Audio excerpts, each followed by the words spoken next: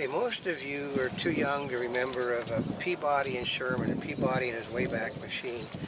Well, truth be it, H.G. Wells created the time machine based upon what he learned from the Montebubblism. Have you ever heard of the Montebubblism and her paw? No. Montebubblism has a paw pad. With that paw pad, she can travel back and forth through time. Oh. I mean, when the Montebubblism was very young, she traveled back into the 19th century and met a young, starving individual called H.G. Wells. She just called him Welly. And she got to know Welly a lot. He would feed her, well, actually you have to feed a wheatness every 10 seconds or they'll eat you. But she started, discussing the things with Mr. Wells. I mean, you wonder, how does a wheatness discuss things with a human being?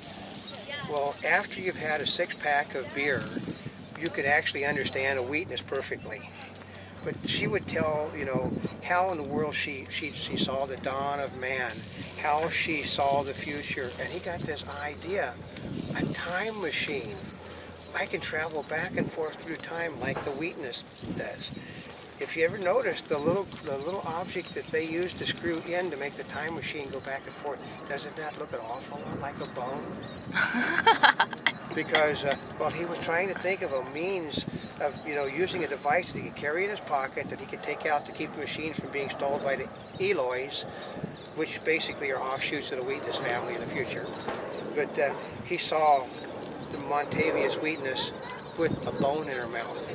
And she gnawed off the end, and he picked up her bone, which was a dangerous thing to do with hungry wheatness. And he sat there and looked at it, and he said, my God.